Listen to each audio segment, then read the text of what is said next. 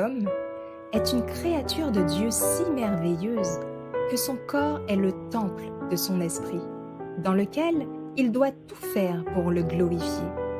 L'objectif de cette présentation est de vous aider à maintenir une bonne santé pour glorifier Dieu dans votre corps et dans votre esprit qui lui appartiennent.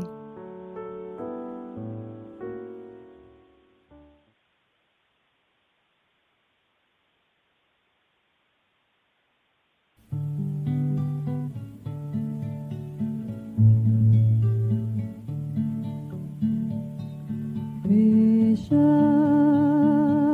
je voudrais te guérir. J'ai vu tes larmes, ta souffrance, mais pour avoir la délivrance, il faut apprendre à m'obéir. Voici, je me tiens à la porte. Je suis ton maître et ton sauveur.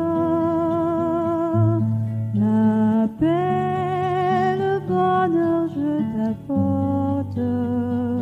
Ne veux-tu pas m'ouvrir ton cœur? Tu sais que je suis né pour toi, que pour toi j'ai donné ma vie. Ton cœur est-il hôtellerie, sans place même pour son roi? Souvent, année après année, chez toi j'ai frappé mais en vain. Voici le soir de la journée, ne veux-tu pas m'ouvrir enfin? N'as-tu donc pas besoin de moi quand autour de toi tout chancelle? Mais aujourd'hui, viens sous mon aile, je serai tout, oui tout pour toi. Le temps rapidement t'emporte. Pourquoi renvoyer à demain? Trop tard, un jour devant ma porte, tu frapperas peut-être en vain. Si tu n'as pas besoin de moi, écoute, obéis sans comprendre. Jusque-à quand devrais-je attendre? Ton Seigneur a besoin de toi. Voici, je me tiens à la porte. Je suis ton maître et ton sauveur. La paix, le bonheur, je t'apporte.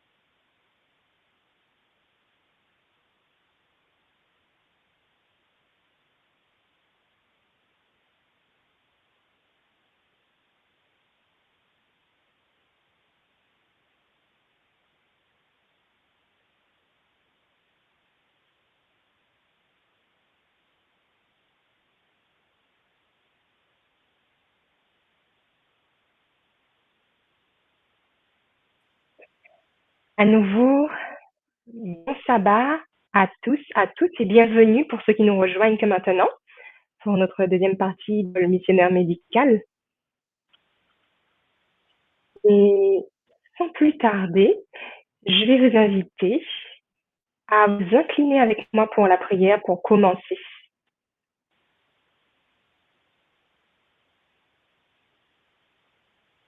Prions.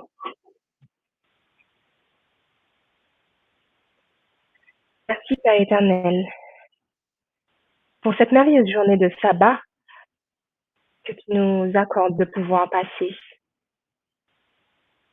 Et alors que tu nous as richement bénis déjà, nous allons avoir à nouveau un moment que nous te remettons afin que ce soit toi qui puisses le diriger pour ta gloire.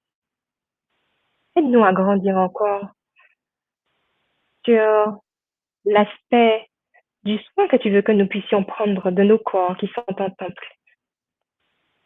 Pardonne-nous de ce que nous avons manqué jusqu'à ce jour. Hâte les pas de ceux qui doivent arriver. Dispose le cœur et l'entendement de toutes ceux et celles qui auront à être parmi nous.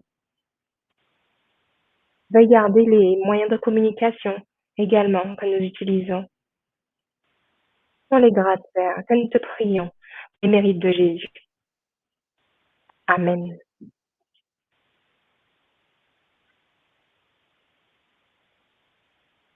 Alors, j'espère que l'on m'entend correctement, que je peux avoir... OK, très bien. Alors, nous allons entamer notre troisième partie sur l'eau. Et je vais vous inviter à considérer avec moi un passage de La Messagère du Seigneur, et vous sûrement trouverez qu'il est assez récurrent, mais il nous permet de bien mémoriser ce que sont les véritables remèdes de Dieu. Et nous pouvons le lire dans l'ouvrage Ministère de la guérison à la page 102.2, où il est dit: l'air pur, le soleil, l'eau, le repos, l'exercice, une alimentation judicieuse, la confiance en Dieu, voilà les vrais remèdes. Chacun devrait connaître les traitements naturels et la manière de les appliquer. Il est essentiel d'être au courant des principes qui régissent le soin des malades et d'acquérir une expérience pratique à cet égard. L'eau, comme nous l'avons lu, est un véritable remède, un remède de Dieu. Voyons ensemble, dans une courte vidéo, le parcours de l'eau, son rôle, son élimination dans notre organisme. La quantité d'eau dans le corps est le résultat d'un équilibre entre des apports et des pertes d'eau. Pour conserver la même quantité d'eau, notre corps en absorbe et en rejette en permanence sous forme d'urine, mais aussi sous forme de sueur et par la respiration. Plus on boit, plus on renouvelle rapidement l'eau du corps. Lorsque l'on boit 2 litres d'eau par jour, 99% de l'eau de notre corps est renouvelée en 50 jours. Chaque molécule d'eau reste en moyenne 10 jours dans le corps. L'eau atteint les cellules du corps quelques minutes après avoir été bue. Quand nous avalons de l'eau, elle descend en quelques secondes dans l'œsophage et arrive dans l'estomac. Elle y séjourne au maximum une dizaine de minutes et passe dans l'intestin grêle. L'eau traverse ensuite la paroi de l'intestin grêle pour aller dans le sang. Le sang distribue cette eau à l'ensemble de nos organes. Ces derniers, pour fonctionner correctement, utilisent l'eau et la rejettent ensuite avec des déchets dans le sang. J'espère que là, vous avez pu considérer le parcours de l'eau. Et pour ceux qui n'auraient pas compris, bien entendu, parce que je ne sais pas comment ça s'est passé pour l'audio, si la retranscription s'est faite correctement,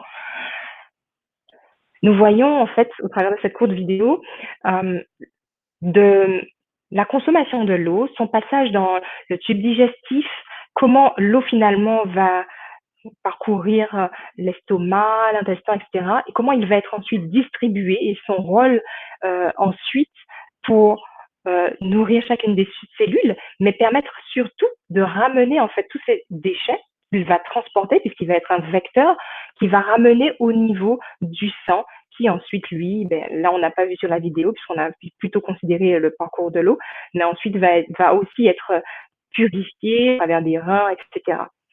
Donc, l'objectif, c'est juste de bien prendre conscience, déjà au travers de cette petite vidéo, que l'eau que l'on va boire, il va être assimilé, et je ne sais pas si vous avez fait attention à cela, mais au niveau de l'intestin.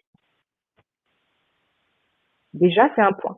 Nous allons continuer à avancer, et je vais, avant d'étayer davantage, vous inviter à considérer avec moi un passage, un témoignage de la messagère du Seigneur concernant une méthode d'usage de l'eau et de ses effets. Considérons un passage qui se trouve dans l'ouvrage, ou du moins le manuscrit, à la page 69 de l'année 1897, où il nous est dit: Alors, attendez, alors que je m'affairais à écrire sur des sujets importants, Sarah est entrée et m'a interrompu, disant que le frère Colston venait juste de revenir en courant de Dora Creek, si essoufflé qu'il pouvait à peine parler, déclarant: Il y a à Dora Creek un homme très malade avec une inflammation des poumons et il doit mourir s'il n'est pas secouru. La famille est nombreuse et ils ne sont pas pauvres, mais amèrement opposés aux adventistes du 7e jour. Le père de cette grande famille ne permettra pas à un membre de notre foi de mettre le pied sur ou à travers de sa propriété. Nous avons pensé que ce serait l'occasion de briser ce préjugé. Sarah et May White partirent dès qu'elles purent rassembler les articles à emporter pour aider le malade. Elles le trouvèrent avec des yeux vitreux. Il était inconscient et se lamentait, se plaignait, disant qu'il avait été un bon fils, qu'il aimait sa mère et ses frères et sœurs. La chambre était pleine de ses parents, de ses frères et de ses sœurs. Il n'y avait pas de fenêtre ouverte, pas un filet d'air pour ventiler la pièce. Sarah a immédiatement pris les choses en main, leur a dit qu'il était en train de le tuer, que les poumons devaient avoir de la nourriture, un bon air pur. Tout le monde doit quitter la pièce, sauf ceux qui doivent s'occuper de lui. Elle a examiné la maison et leur a dit qu'ils devaient être déplacés dans le salon. Elle a d'abord ordonné que ses intestins étaient brûlants soient soulagés par un lavement, administré par 2 frères qui étaient présents. Puis, on a apporté un lit de camp et Sarah l'a préparé. Puis, inconscient de tout, 4 hommes s'installèrent sur le lit de camp et on lui donna beaucoup d'air. Il s'est endormi pour la première fois depuis lundi. Après être resté jusqu'à ce que l'après-midi soit presque terminé, Sarah et May sont rentrés. Mais le bon travail commencé par Sarah a été interrompu. Un médecin qui avait été envoyé avant que Sarah ne soit appelée et qui avait soigné le jeune homme plus tôt dans la semaine arriva tardivement le vendredi soir. Et vous noterez qu'il a été dit précédemment qu'il s'est endormi alors que ce ne fut pas le cas depuis lundi. Et nous sommes le vendredi. Il a été surpris de constater que le jeune homme, donc le médecin, a été surpris de constater que le jeune homme s'était amélioré et qu'il était rationnel. Lorsqu'on lui a dit à quel traitement le patient quel traitement le patient avait reçu, le médecin a dit qu'il ne pouvait pas faire mieux, a déclaré que le jeune homme n'avait plus de fièvre et a laissé la consigne de lui donner une goutte ou deux de liqueur s'il avait des malaises. Lorsque William Clouston est arrivé un peu plus tard, il a trouvé un feu ardent dans la chambre et les fenêtres toutes fermées. Il a éteint le feu, jeté le bois à l'extérieur, ouvert les fenêtres, baigné le visage et la tête du malade. Tu es un bon gars, Billy Clouston. Clouston, pardon, a dit le patient. Tu sais qu'il faut faire pour un compagnon. Je me sens mieux. Je vais m'arrêter là dans la citation. Et à ce stade, j'aimerais, et n'hésitez pas à intervenir si vous le souhaitez, poser une question. Oui, j'aimerais poser une question. Que s'est-il passé? Pourquoi, suite à l'hydrothérapie, ou autrement dit l'usage de l'eau par le moyen d'un lavement, pourquoi, suite à cela, cet homme, qu'on appellera Monsieur X pour faire plus simple, pourquoi Monsieur X, puisque son prénom n'avait pas été indiqué, s'est senti mieux? Est-ce que vous avez une idée? Est-ce que vous avez une idée? N'hésitez pas, vous pouvez intervenir, 50 dièse ou la petite main levée en haut à gauche pour ceux qui sont sur la webconférence, sur l'audioconférence, n'hésitez pas. Est-ce que vous avez une idée de pourquoi, eh bien, cette personne s'est sentie mieux?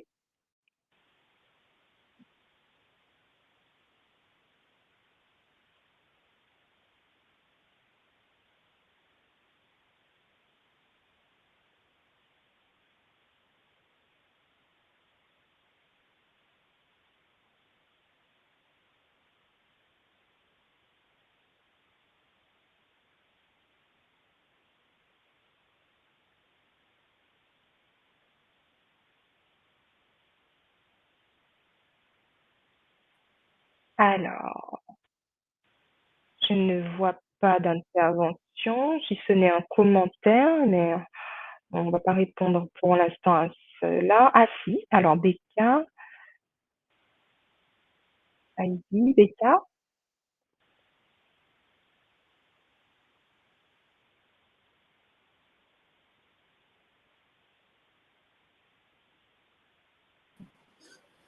Amen. Je pense que c'est bon, allez, vas-y. Eh bien, moi, je crois que au départ, il a été fait ce qui devait être fait, c'est-à-dire ouvrir la fenêtre, aérer la pièce.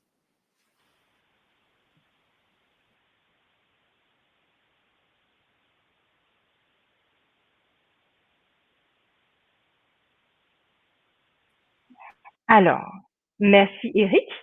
Alors, effectivement, il y a eu cet aspect d'aérer la pièce, mais si tu te souviens au travers de la lecture qu'on peut reprendre encore, ce n'est pas juste le fait d'aérer la pièce, ce qui s'est passé.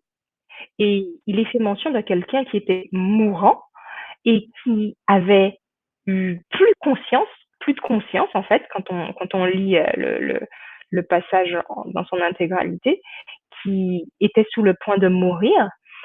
Et le fait de lui permettre de respirer, c'était pour éviter d'abréger en fait son état en fait de santé, mais il n'y avait pas que cela en fait, il n'y avait pas que le fait de lui accorder plus d'air pur, mais comme nous l'avons déjà vu au travers de certaines présentations, l'air pur est aussi un remède, mais ici là, il y a quelque chose de particulier qu'il nous faut comprendre.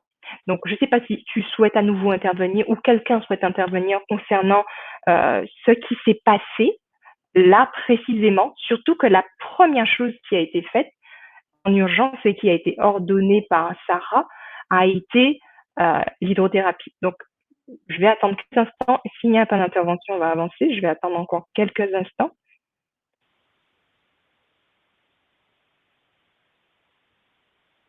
Alors là, maintenant, on doit m'entendre. Voilà. Alors, je n'ai pas vu pour l'heure d'autres interventions, donc on va essayer d'avancer au fur et à mesure pour comprendre ce qui s'est passé pour Monsieur X. Premièrement, ce qu'il faut savoir et qu'il ne faut pas oublier, c'est que le côlon, en fait, permet d'éliminer les déchets. Et premièrement, si vous l'avez peut-être pas vu sur la petite vidéo, pour ceux qui nous ont rejoints au fur et à mesure, l'eau elle-même que nous allons boire est assimilée à ce niveau-là, sans compter aussi les nutriments et les aliments. Mais ça, c'est un autre point. Là, on va essayer de se focaliser sur l'aspect de l'eau. Le côlon permet d'éliminer les déchets qui résultent d'un fonctionnement normal du corps.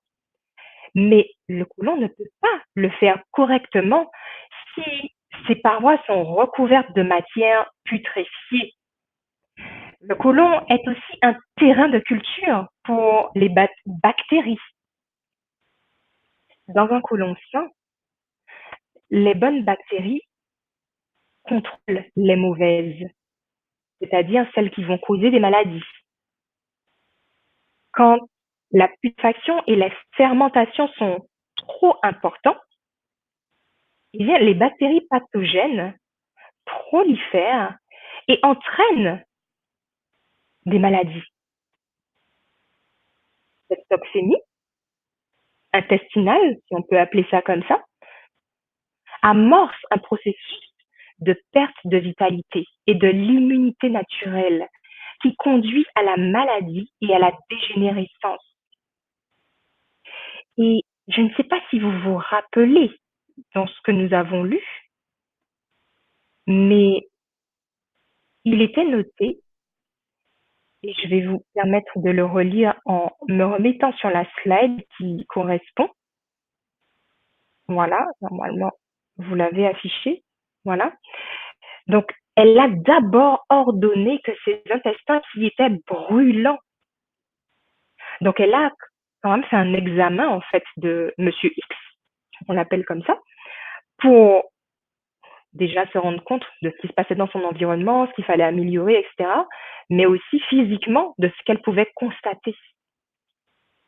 Et ses intestins étaient brûlants. OK? Donc, ce point-là, ne l'oublions pas. Donc, les déchets finissent, si finalement il y a toxémie intestinale et un mauvais processus d'élimination, ils finissent par déformer en fait les intestins, ils finissent par l'irriter, ils finissent par l'enflammer. Inflammation provoque de la chaleur. Et cela rend justement impossible un transit intestinal normal et cela entrave en fait le travail également de la flore intestinale. Alors peut-être que petit à petit, nous allons avoir un peu plus de lumière et comprendre ce qui s'est passé pour Monsieur X. Est-ce que vous vous rappelez de ce que le médecin a constaté? Il a dit, si je relis, il a été surpris de constater que le jeune homme s'était amélioré et qu'il était rationnel. Il a été surpris. Et je vais vous permettre de le relire comme moi. Il a été surpris de constater que le jeune homme s'était amélioré et qu'il était rationnel. Ok? Comment un lavement rectal peut agir sur l'état de notre cerveau puisqu'il est dit qu'il était rationnel. Autrement dit, qu'il avait à nouveau repris conscience et les idées plus claires. Nous allons essayer progressivement d'avancer et de comprendre ce qui s'est passé pour Monsieur X. Par ailleurs, en essayant évidemment de comprendre ce qui se passe dans notre intestin, est-ce que vous savez pourquoi il est dit de l'intestin qu'il est le deuxième cerveau? Avez-vous une idée? Pourquoi est-il dit de l'intestin qu'il est le deuxième cerveau? 50 dièses. La petite main levée en haut à gauche, n'hésitez pas. Vraiment. Vas-y. Ça m'entend? Ok, bon. Euh, pour répondre à cette question, je voulais dire que c'est l'intestin qui communique au cerveau ce qui ne va pas dans le corps, au niveau de l'estomac.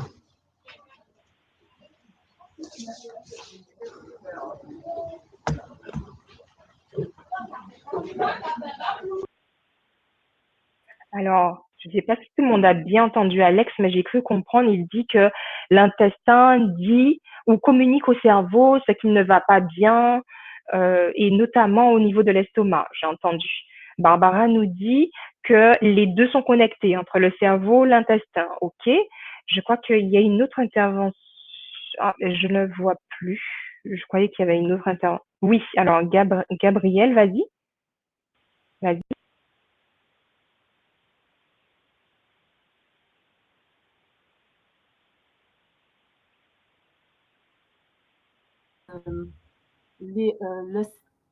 L'intestin contrôle nos émotions. C'est ce que je dirais. Par exemple, comme le stress, hein, tout est ressenti au niveau des intestins.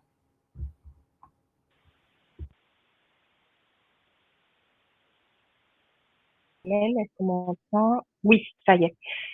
Ok, merci Gabrielle, c'est très intéressant. Merci pour ton partage où elle nous dit qu'il y a en fait un lien au niveau des émotions, que ce que l'on ressent. Donc normalement tout le monde t'a entendu puisque tu es intervenu sur la web. Oui, Becca?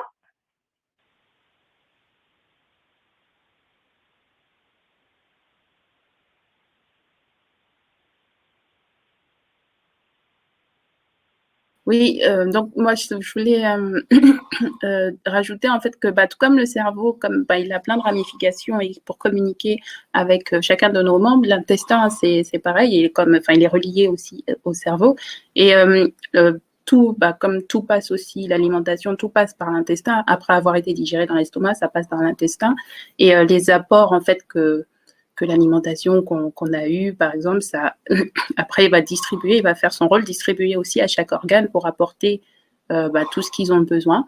Et donc, c'est pour ça aussi qu'on dit que c'est le deuxième cerveau, parce qu'il communique aussi avec les différents organes et les membres.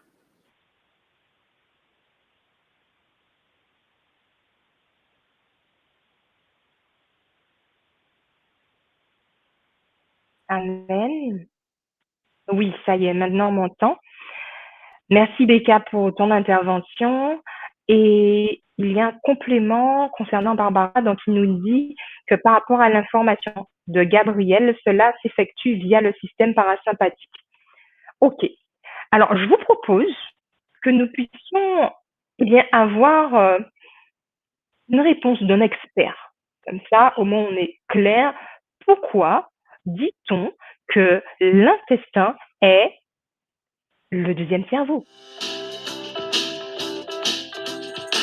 Eh bien, en fait, ça vient du nombre de neurones qu'on retrouve dans l'intestin, puisque c'est l'organe où il y a le plus de neurones, après le cerveau et la moelle épinière. Alors ces neurones vont pouvoir produire des neuromédiateurs, tels que la sérotonine, elle en produit beaucoup, et cette sérotonine, entre autres, va avoir des effets sur la régulation de nos émotions, par exemple. Et depuis peu, on sait que le microbiote participe à la régulation de l'axe du stress et donc aussi de la régulation de l'anxiété et sans doute de nos émotions. Alors, vous avez la réponse de l'expert où nous voyons, pour résumer, qu'il existe, il faut savoir, au niveau du cerveau, 100 milliards de neurones. Et là, au niveau de l'intestin, 200 millions de neurones dans le tube digestif. Et 80% de ces cellules nerveuses sont en réalité chargées de transmettre des informations depuis notre intestin jusque dans notre cerveau. comme le cerveau, les neurones de l'intestin sont capables de produire des hormones, des neurotransmetteurs, notamment la dopamine, la sérotonine. Les neurones de notre qui tapissent en fait notre tube digestif produisent autant de dopamine que le cerveau. Ils sécrètent jusqu'à 95% de la sérotonine qui est présente dans le corps. Donc oui, l'intestin, notre second cerveau.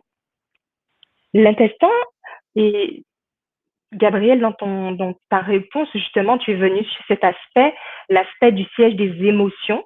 Eh bien, oui, nous avons aussi, au niveau de l'intestin, en fait, un lien par rapport à ces émotions. Et je vais juste vous aider à vous en rendre compte avec certaines expressions. Souvent, on dit on a la peur au ventre, on a l'estomac noué, on n'a pas digéré telle et telle chose. Pourquoi on dit ces choses? Effectivement, il y a quelqu'un qui les a inventées, ça a été reproduit, mais ça venait de quoi? Ces expressions, en fait, sont venues d'un ressenti physiologique, en fait. Et ils ont, en fait, une explication scientifique. Lorsque nous sommes face à des situations de stress, d'anxiété, eh bien, notre cerveau va envoyer des messages à notre intestin. Et en conséquence, il va se contracter, provoquer des spasmes, modifier le transit intestinal et faire appel à notre système parasympathique. La santé psychique, digestive, métabolique, tout est intimement lié. Et je rappelle, notre intestin, avec ses 200 millions de neurones, eh bien, dialogue avec le cerveau et participe à la régulation de nos émotions.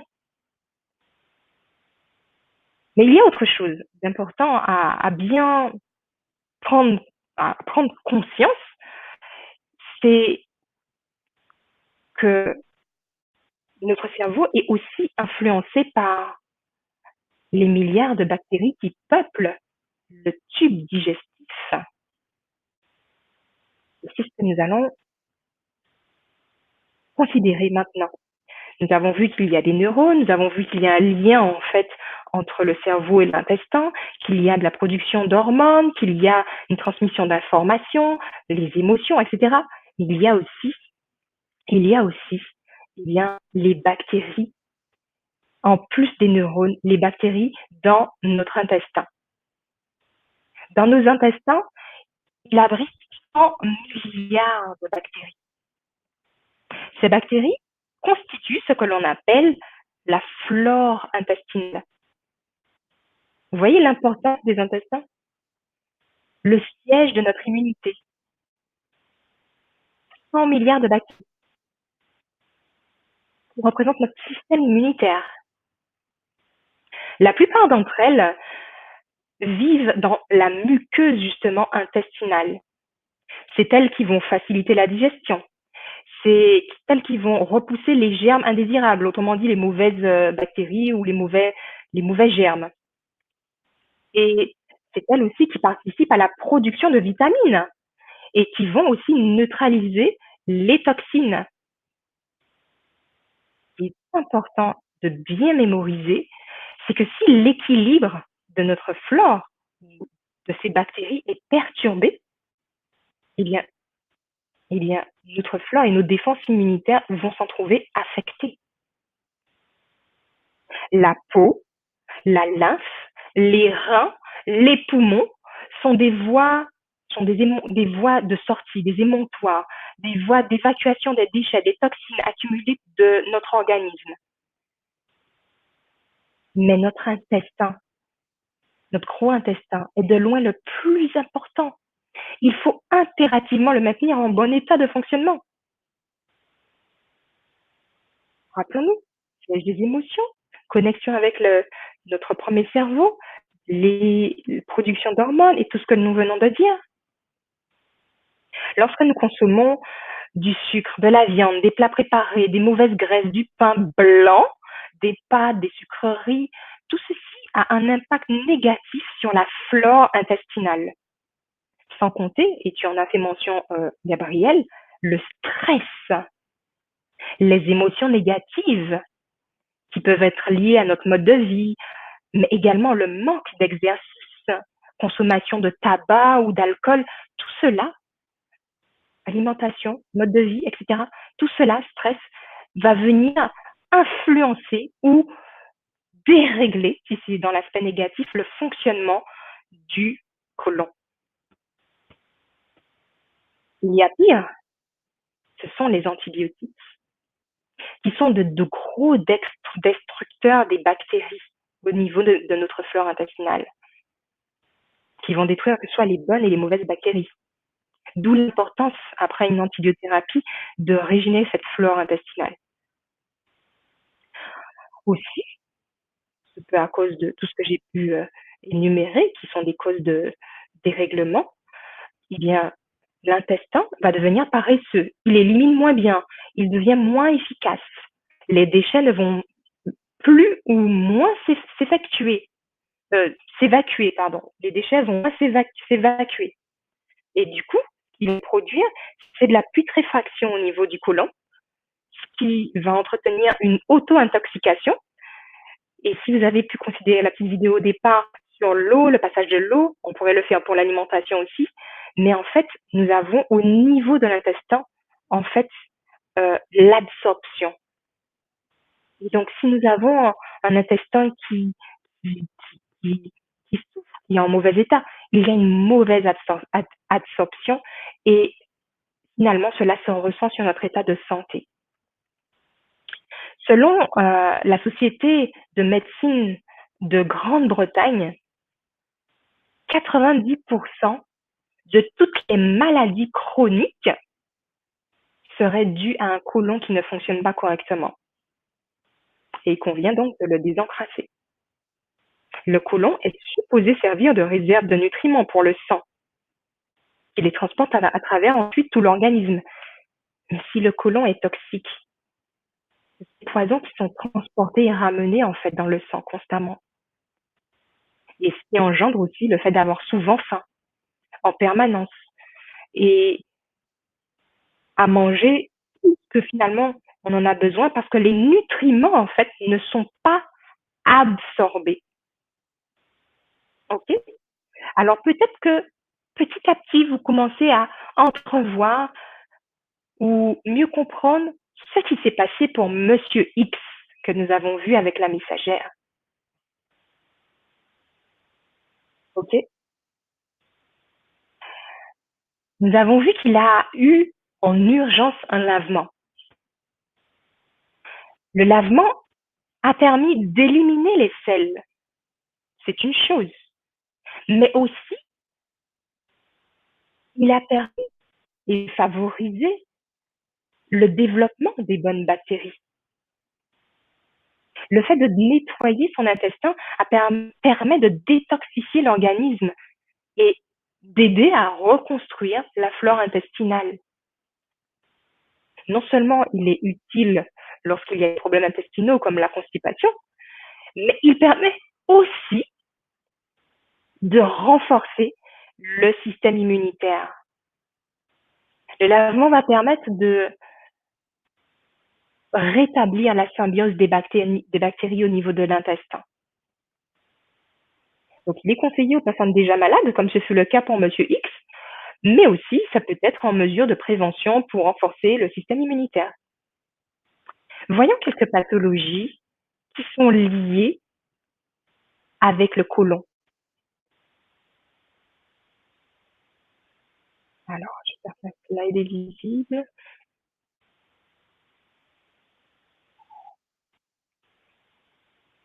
Ok, c'est bon. Parce que de mon côté, je ne vois pas.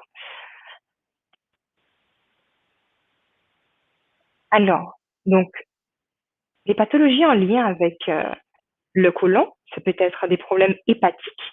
On va avoir le teint jauni, des cernes foncées, une bouche pâteuse, des insomnies. Rappelez-vous, il ne dormait plus depuis un certain temps. Une augmentation du cholestérol sanguin, des troubles cardiovasculaires, des troubles neurologiques qui se traduisent par une grande fatigue physique, mentale, dès le matin, peut-être des migraines, des douleurs, des troubles de l'humeur, l'irritabilité, la dépression chronique, les troubles sanguins, l'anémie, une mauvaise circulation, des affections rhumatismales aiguës, inflammatoires, douleurs violentes, arthrite et des problèmes de peau. Tout cela, des pathologies en lien avec le côlon. N'oublions pas, nous n'avons vu que l'intestin, le second cerveau. Avec tous ces éléments, on peut mieux comprendre pourquoi Monsieur X, dans le témoignage de la messagère du Seigneur, a pu recouvrer un esprit plus clair après un lavement. Il fut débarrassé des sels, mais aussi des toxines, ce qui a permis d'aider à développer ces bonnes bactéries et en retour de sa conscience. La messagère du Seigneur nous dit, alors, juste le temps que ça s'affiche, dans l'ouvrage Avec Dieu chaque jour du 15 mai, avec chaque jour le 15 mai, ça c'est affiché pour vous. Voilà. Alors, boire de l'eau pure et respirer de l'air frais. Cela fortifie les viscères, purifie le sang et aide le corps à surmonter sa déficience. L'eau est le meilleur liquide pour nettoyer les tissus de notre corps. Si les malades favorisaient les réactions de leur organisme en faisant usage d'eau pure, ils éviteraient bien des souffrances. Et encore,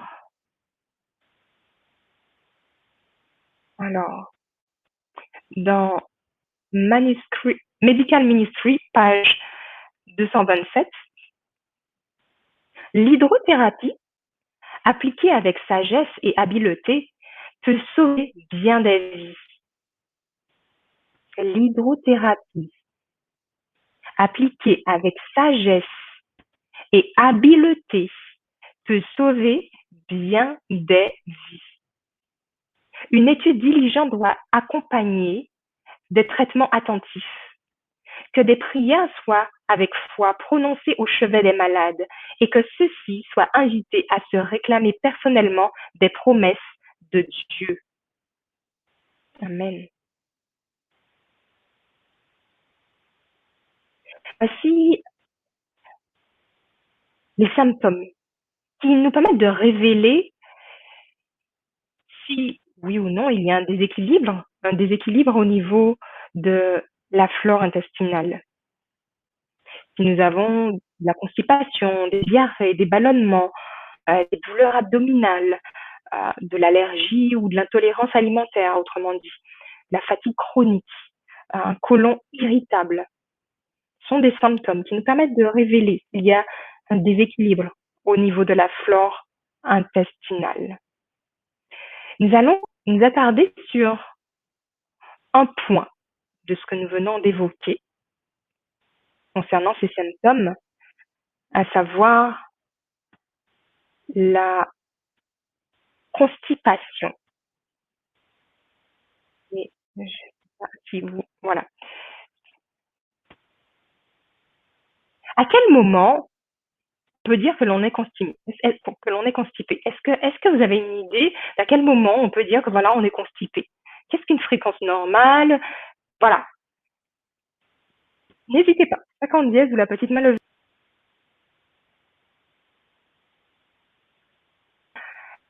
N'hésitez pas, si vous souhaitez intervenir, 50 dièse ou la petite main levée en haut à gauche. À quel moment peut-on dire que l'on est constipé?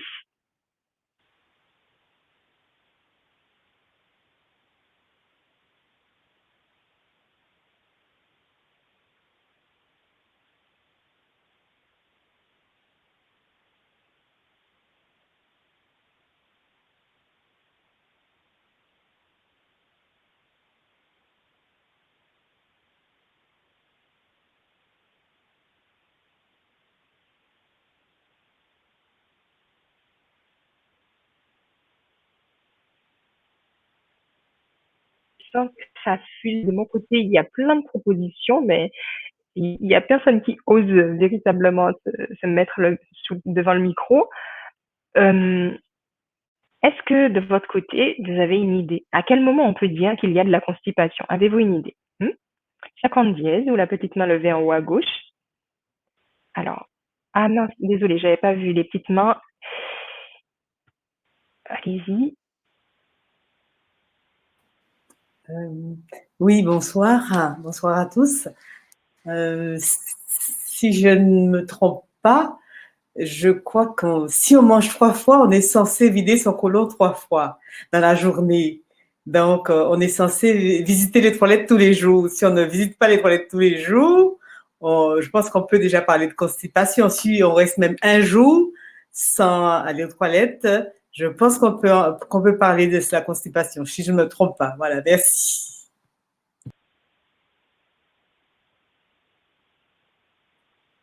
Alors, merci Maritza pour ton intervention.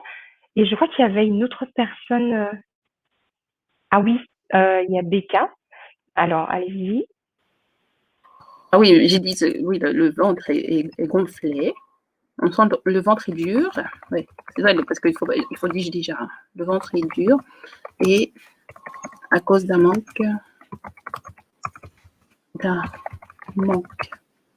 Oh, je vais avoir un problème d'hydratation et de fibres.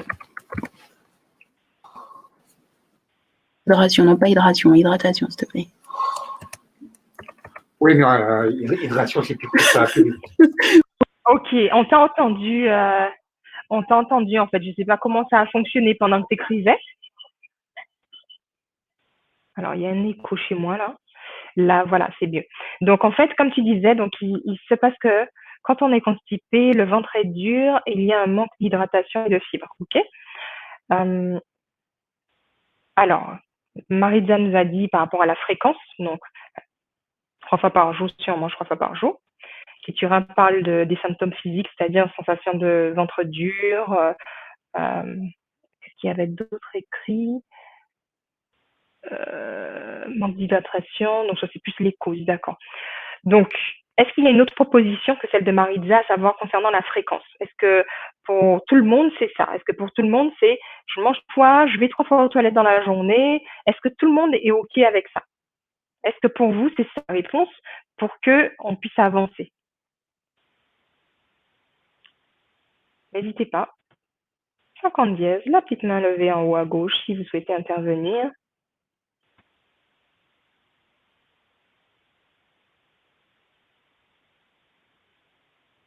Ok.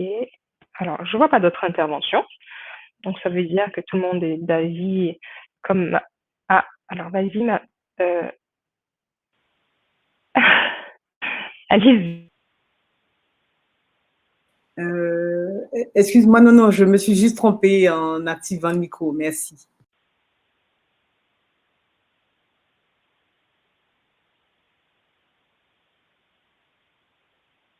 Ok, pas de souci. Alors, donc, comme il n'y a pas d'autres propositions, on va essayer d'avancer. Donc, sur le point de la constipation, qui est un problème majeur, effectivement, on peut sentir que le ventre est dur. Là, c'est vraiment quand il y a un certain nombre de jours, parce que c'est pas systématiquement qu'on va avoir le ventre ou une sensation de ventre forcément qui est dure. Mais ça peut se manifester par le fait que les selles ont du mal à s'évacuer. Il y a le fait de la fréquence, c'est-à-dire le nombre de fois. Et ce qu'il faut savoir, c'est que selon, je vais donner la définition que donne la médecine allopathique. Alors, concernant la constipation, ils disent que la fréquence normale pour aller à la selle varie d'une personne à une autre, entre 3 fois par jour à 3 fois par semaine. Médicalement, on parle de constipation lorsque on va à la selle moins de 3 fois par semaine, sur une durée de plusieurs semaines, voire plusieurs mois. Donc, on appelle, ou on va considérer que quelqu'un est constipé lorsque, de manière médicale, lorsque la personne va aller moins de 3 fois par semaine, mais de manière récurrente, plusieurs semaines d'affilée, à la selle. Et évidemment, la fréquence normale et à chaque repas, en fait. C'est-à-dire que si l'on mange 2 fois par jour, donc on doit normalement aller à la selle 2 fois par jour. Si l'on ne mange qu'une fois par jour, eh bien, on n'a qu'une fois par jour à la selle. Et aujourd'hui, la médecine va déclarer ou considérer que quelqu'un est constipé lorsque là, cela va s'étendre à 3 fois par semaine ou moins, hein, ça peut être même moins des fois, mais multiplié en nombre de semaines. Okay. Alors que si l'on comprend bien ce qu'est la digestion, et j'avais envie de vous partager une petite vidéo, mais je pense que ça va faire très long et donc je vais essayer d'avancer. La digestion commence au niveau de la bouche et elle s'achève au niveau de la fin du tube digestif. C'est-à-dire quand l'aliment finalement il est éliminé, c'est-à-dire, enfin, c'est pas l'aliment qui est éliminé, mais plutôt tout ce que le corps n'aura pas assimilé, qu'il aura transformé en déchets, est éliminé. C'est là en fait que s'achève le processus de la digestion. Ok, donc il faut vraiment bien prendre en compte que ce n'est pas purement au niveau de l'estomac que les choses se passent. Au niveau de l'intestin, c'est pour ça que je l'ai montré au tout départ, l'eau même que l'on va boire, tout simplement, en plus, à plus forte raison, les nutriments, et nous le verrons dans les leçons sur la nutrition, eh bien c'est aussi à ce niveau-là en fait que sont assimilés la part des nutriments. Donc nous allons nous arrêter à l'aspect de l'eau déjà, et concernant la constipation, il faut vraiment avoir conscience que lorsque l'on mange, eh bien, on doit aller aux toilettes. Même s'il y a un laps d'heures entre le temps de l'un et le temps de l'autre, tout cela, c'est le processus de la digestion. Et quand on a en visuel le tube digestif et tout ce qu'il comprend, on comprend pourquoi c'est aussi long, le temps de manger pour ensuite aller aux toilettes. Ok ? Alors, dans les conseils, je ne vais pas passer à côté du point. Alors juste avant, je ne sais pas si je vous ai dit. Ok. Alors oui. Avant d'avancer, concernant la constipation, le fait de pas évacuer suffisamment, le fait que les selles vont rester stagnées plus ou moins longtemps dans l'intestin et cela va cette stagnation de matière en fait est plus ou moins toxique pour l'organisme en fonction du laps de temps que cela va rester en fait stagné en fait. Voilà. Et c'est pour ça qu'il est très important d'évacuer au minimum une fois par jour. Ça, c'est vraiment le minimum. Le principe du côlon, comme j'ai dit tout à l'heure, c'est le fait de terminer le processus de la digestion. Et ce processus va s'achever en élaborant les matières fécales. On a vu tout à l'heure précédemment la grande colonie de bactéries qui se trouve au niveau de l'intestin. Et leur rôle est de continuer de dégrader en fait tous les résidus alimentaires qui ne sont pas digérables. Le fait d'être constipé, la constipation va entraîner une série de désagréments en fait, qui peuvent aller juste une sensation de pesanteur, de ballonnement, des sensations désagréables très légères, à des choses qui peuvent être progressivement très importantes avec des douleurs intestinales. Et plus cela va au niveau de la constipation dans la durée, plus cela peut aller en s'aggravant jusqu'à des occlusions même intestinales, des fissures anales, des difficultés à expulser au point qu'il faille en fait intervenir le corps médical. Et puis il y a l'apparition d'hémorroïdes. En fait, voilà, plus la constipation va devenir sévère et plus en fait on va avoir des symptômes qui vont s'aggraver aussi. Voilà. Donc la constipation, le principe, c'est le fait de ce ralentissement du transit intestinal en fait, et qui aboutissent au fait que l'évacuation est retardée, qu'elle est moins régulière, qu'elle est difficile, qu'on a des selles en moins grande quantité et moins fréquentes. Voilà, tout simplement. Donc concernant les conseils, le premier, celui sur lequel je ne veux pas passer à côté, qui est très simple, et celui de la position, en fait. La position que l'on va avoir assise sur les toilettes, eh bien, peut nous paraître confortable. La position classique, hein, je veux dire. Mais elle n'est pas naturelle et elle est aussi un facteur de constipation. Comme vous pouvez voir sur le petit schéma, en fait,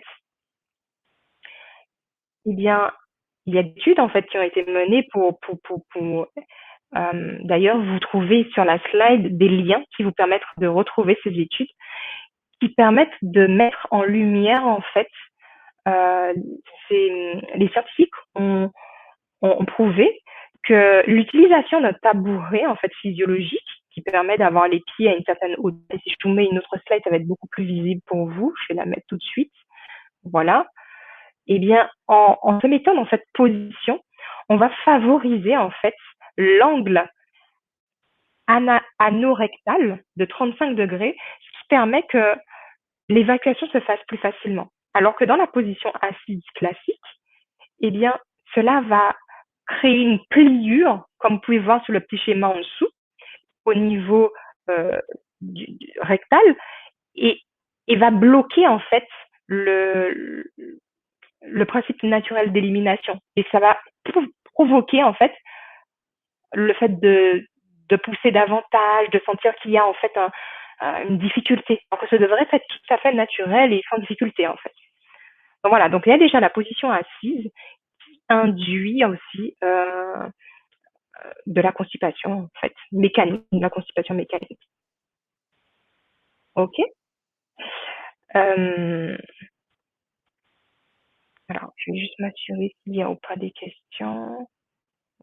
Voilà, ok, il y a eu des liens pour vous partager en fait comment s'appellent en fait ces petits tabourets qui sont mis en place, qui permettent de se mettre au niveau des toilettes, qui permettent de justement avoir la position idéale pour pouvoir évacuer naturellement en difficulté, qu'il y ait de pliure rectale pour rendre difficile en fait et bloquer l'élimination fécale. Voilà, donc ça c'est un point que nous avons abordé.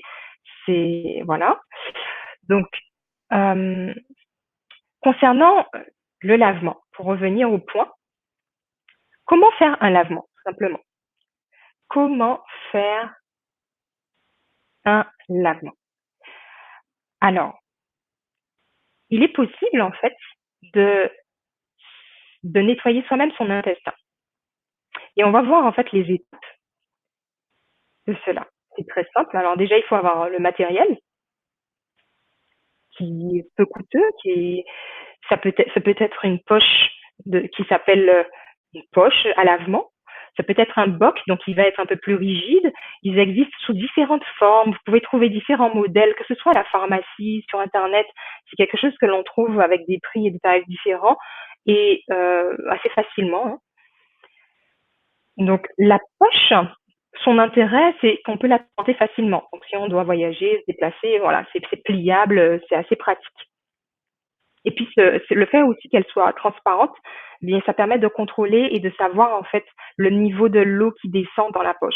Et il est visible en fait. On peut contrôler à quel niveau on se trouve, si c'est presque fini, etc. Les autres, en général, ils sont opaques. On peut en avoir en alu, dans des matériaux différents, mais ils sont opaques.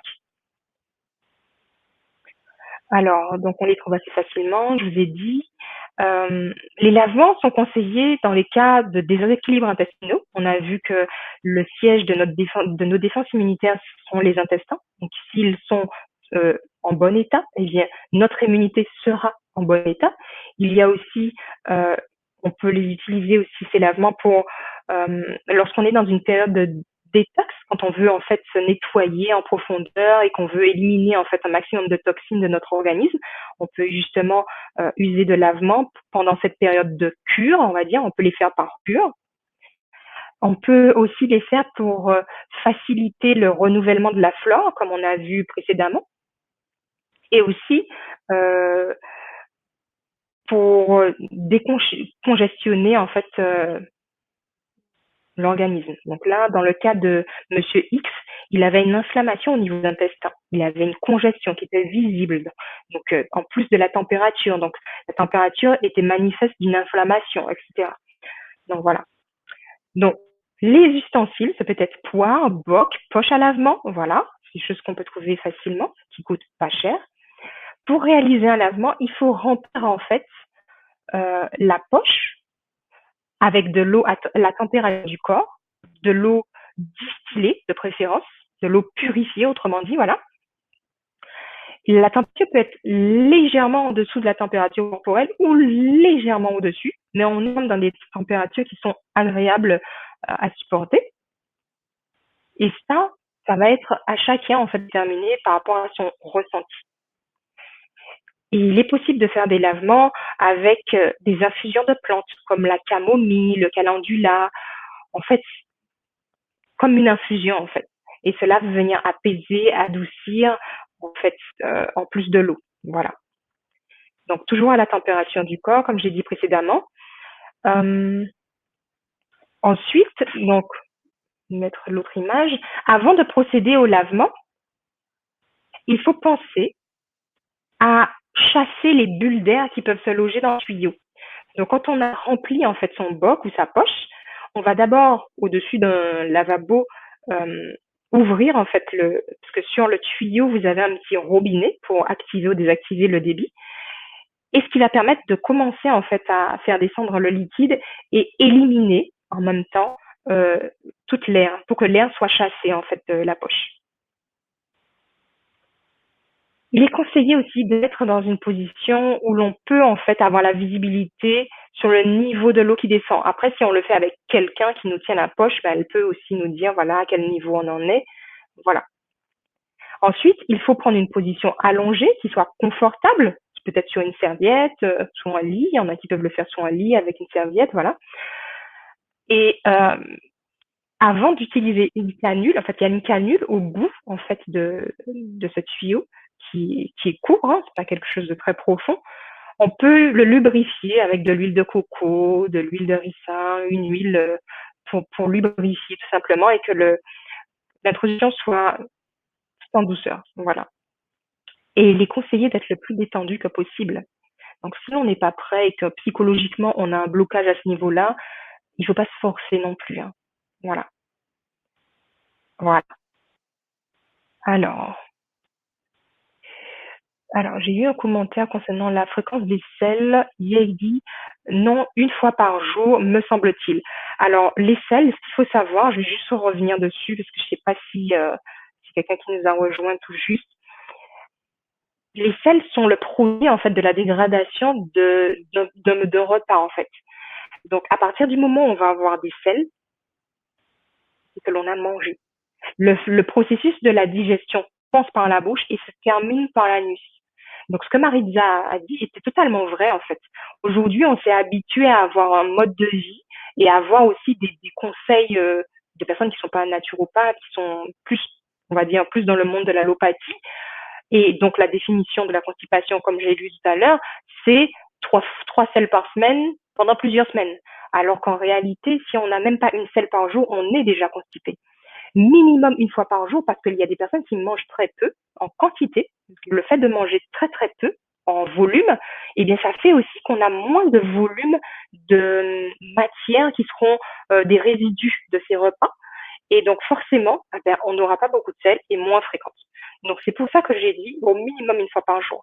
Mais quand on mange des proportions normales en volume et qu'on mange plusieurs fois par jour, eh bien la normalité, c'est qu'on aille plusieurs fois par jour à la selle. Si ce n'est pas le cas, c'est qu'il y a en fait au niveau de l'alimentation un manque de fibres, un manque d'hydratation, un manque d'exercice physique, un manque de forcément quelque chose qui fasse que finalement on ait moins souvent de sel que ce qui devrait en réalité. Donc une fois par jour, c'est le minimum. Mais autrement, c'est en fonction de chacun, selon la manière dont l'on va se nourrir en fait.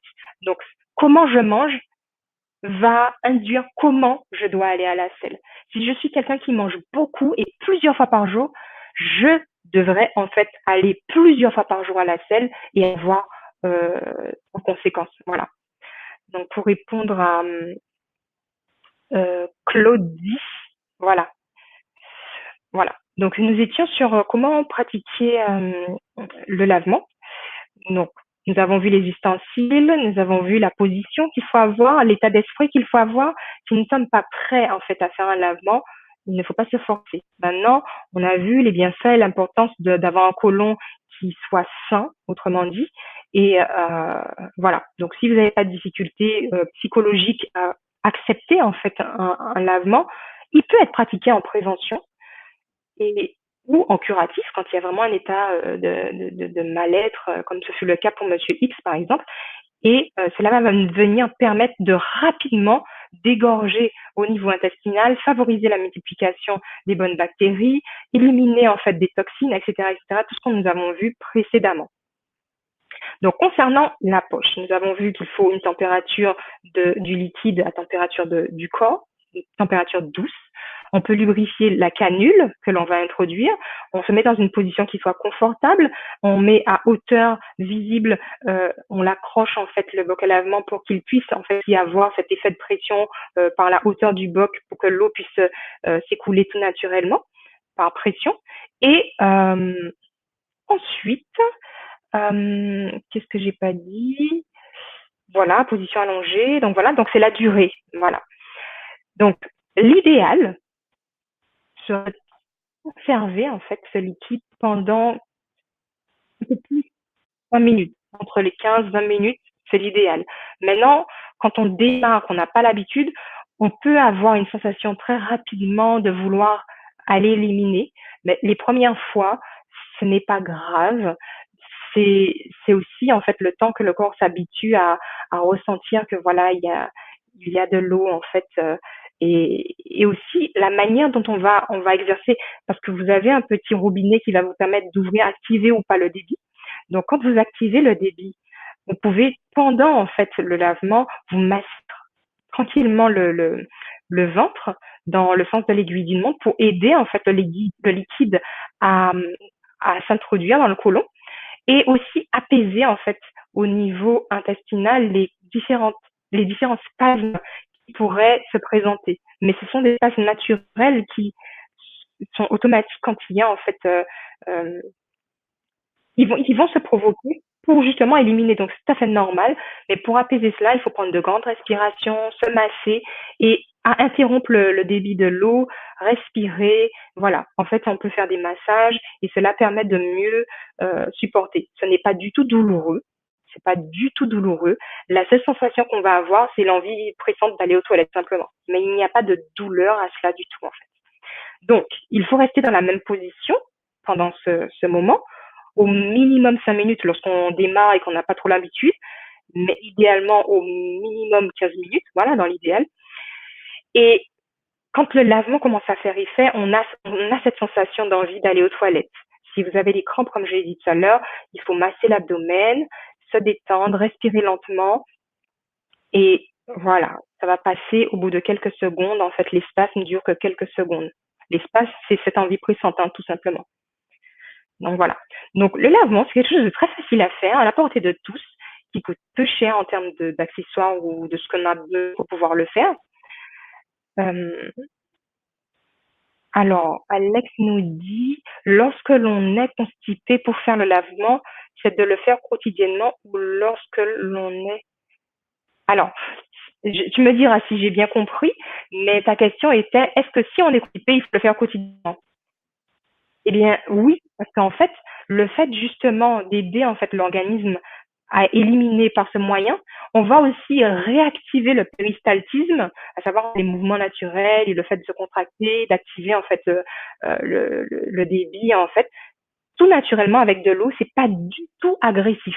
Alors, ce que nous venons de voir, le lavement là, n'a rien à voir avec ce qu'on appelle lavement au niveau médical. C'est-à-dire quand on va à la pharmacie et qu'on demande un lavement, on va vous donner un produit ou des produits, il y a plusieurs marques et des produits différents, où vous avez une substance à l'intérieur, médicamenteuse, qui va engendrer en fait une sensation, et il n'y a pas beaucoup en fait de liquide, et va rapidement vous envoyer aux toilettes. Mais ça ne va pas activer le péristaltisme, ça va simplement faire un effet de débouchon, de déboucher en fait au niveau anal, mais c'est tout. Alors que là, en fait, ce dont on est en train de parler, non seulement ça va venir aider à éliminer finalement les selles qui sont bloquées dues à la constipation, mais ça va venir aussi purifier bien plus haut par rapport au débit d'eau qu'il va y avoir, parce que là on parle en moyenne dans des bocs à lavement, alors si on utilise une poire, on est sur 500 millilitres, mais quand on est sur des bocs à lavement ou des poches, on va être sur plus d'1 litre d'eau en fait. On va arriver sur les 2 litres d'eau. Donc là, on va venir agir véritablement dans le côlon et on va le voir un peu plus bas. Je vais mettre l'image pour vous aider à viser. Voilà. Donc ici, vous avez l'image de l'intestin. Et avec le lavement, on va agir en fait sur le côlon descendant. Donc on va non seulement aider à éliminer les selles qui sont bloquées, mais on va venir aussi aider et favoriser le péristaltisme. Donc si la personne est constipée véritablement, il faut qu'elle le fasse plus que juste une fois en fait.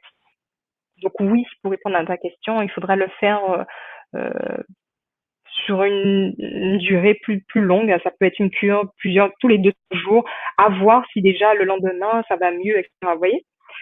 Donc il faudra le faire plus souvent. Alors nous étions ici, je vais juste m'assurer qu'on n'a rien oublié. Donc voilà, je ne sais pas s'il y a des questions concernant la pratique déjà. 50 dièses de la petite main levée en haut à gauche. Je vais juste vérifier. Ok.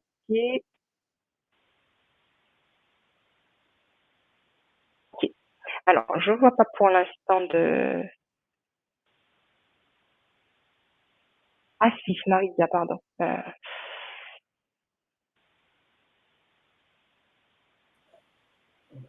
Oui, merci. Je voudrais dire un grand merci parce que je retrouve vraiment des réponses à des questions que je me posais. Merci au Seigneur, merci Corisande, merci pour cette école, vraiment. Mais j'ai 3 petites questions. Est-ce que un sachet d'infusion suffit pour le lavement? Certaines personnes utilisent d'autres méthodes. Est-ce qu'elles sont aussi valables? Je sais que les médecins sont parfois contre, mais il y a parfois l'usage de l'huile de ricin, etc. Ce que tu en penses, j'aimerais savoir. Et puis, avec quelle fréquence doit-on faire le lavement? Dans une année, combien de fois il serait bien de faire? Merci.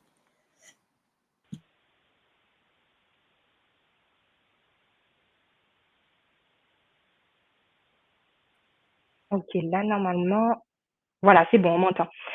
Ok, alors j'ai bien noté. Donc Marisa, concernant tes points, c'est les contenants, c'est-à-dire ce qu'on peut utiliser pour faire le lavement, et les fréquences.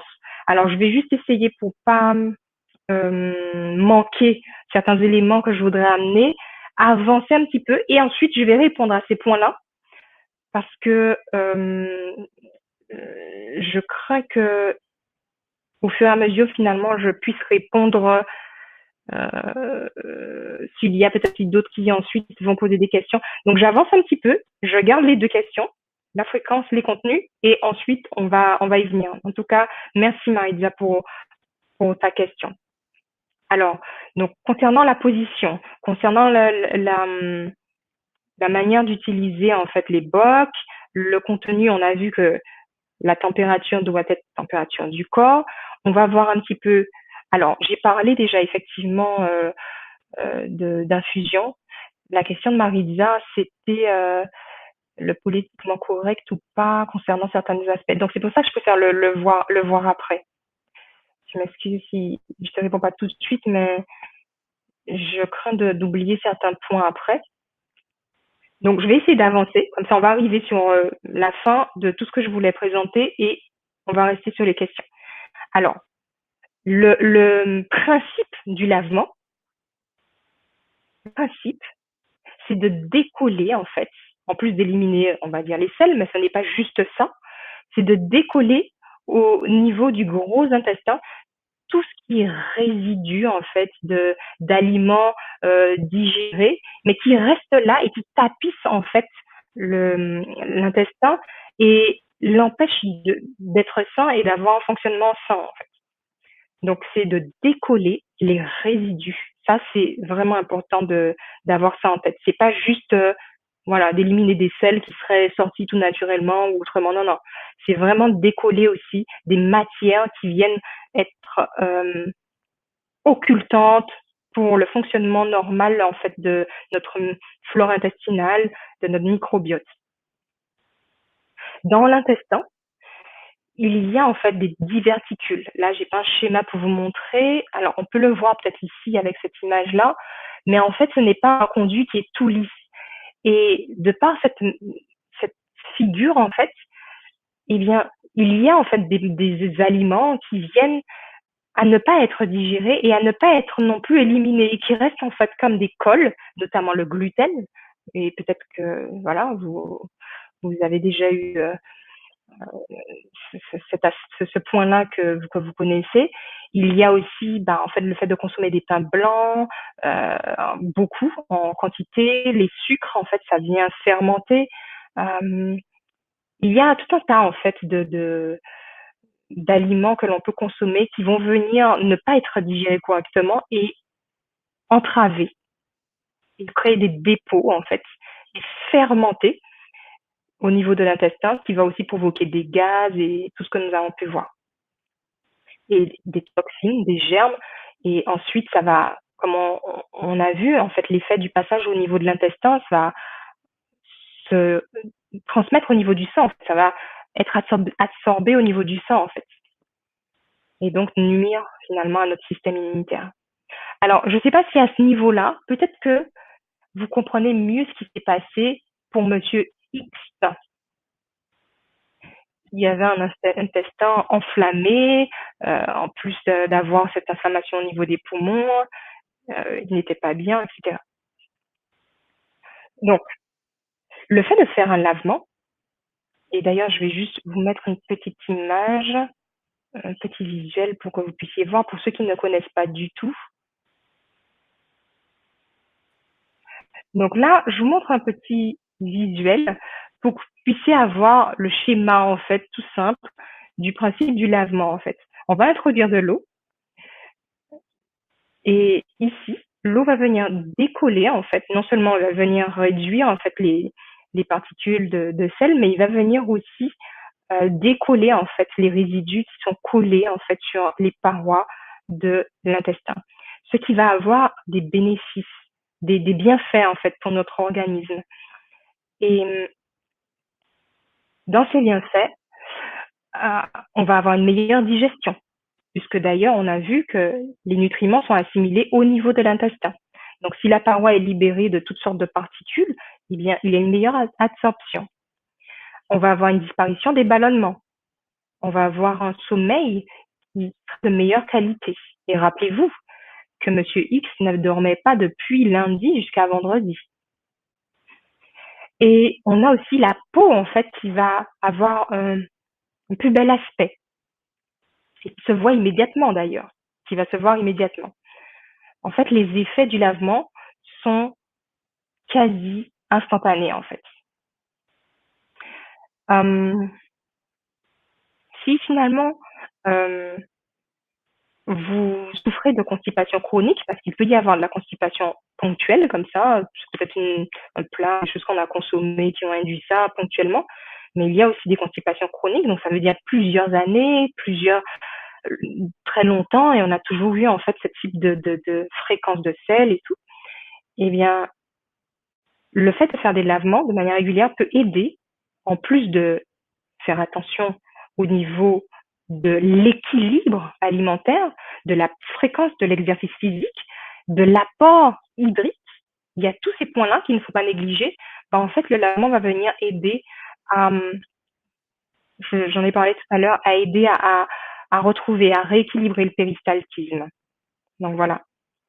Donc, il aide à développer les bonnes bactéries, il aide à nettoyer l'intestin et donc détoxifier, à reconstituer la flore intestinale. Il est utile quand on a effectivement des problèmes de constipation. Et on peut le conseiller pour les personnes qui sont déjà malades comme en prévention. Il y a un point que nous devons avoir en tête, parce que je crois avoir vu marqué sur YouTube tout à l'heure dans les commentaires, on a parlé de d'irrigation ou irrigation du côlon. Alors, il y a une différence entre le lavement et l'irrigation colonique ou irrigation du côlon. C'est deux choses différentes. Le lavement, on peut le faire chez soi, à l'hôpital. Des fois, il est demandé par le médecin avant une intervention. Voilà. Mais dans tous les cas, on peut le faire seul, en fait. C'est pas quelque chose de compliqué. Comme vous avez vu, on n'a pas besoin de beaucoup d'ustensiles et on peut le faire seul, avec une poche à lavement ou une poire. La différence avec l'irrigation du côlon, eh bien, c'est la quantité d'eau, en fait, qui va être instillée et la localisation du nettoyage. Comme vous pouvez voir sur le petit schéma, le lavement va agir uniquement sur le côlon descendant, alors que l'irrigation du côlon va agir sur l'intégralité du côlon et va utiliser en fait une plus grande quantité d'eau en fait. On ne sera pas sur 2 litres.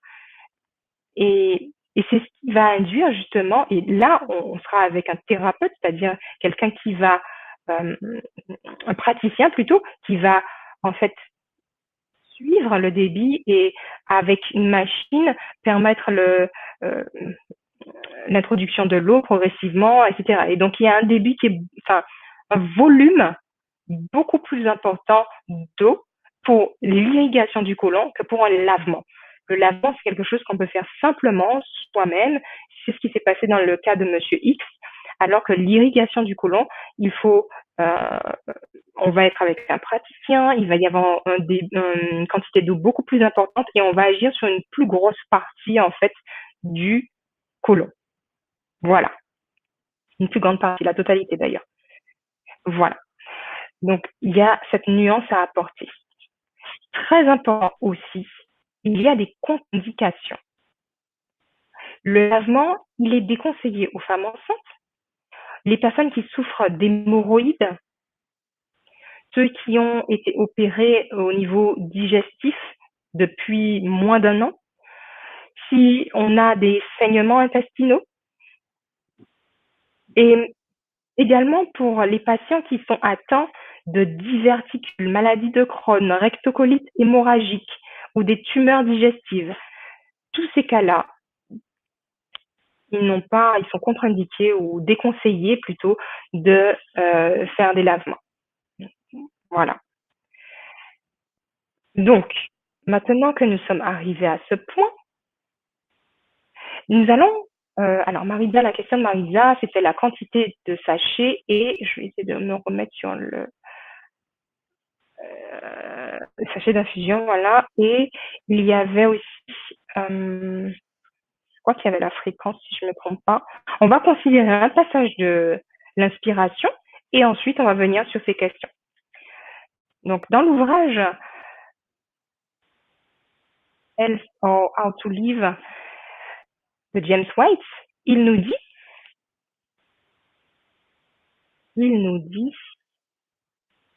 lorsqu'il est utilisé quotidiennement à des fins cathartiques,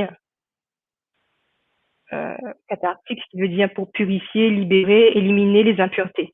Lorsqu'il est utilisé quotidiennement à des fins cathartiques, le lavement doit être pris à 1 heure régulière.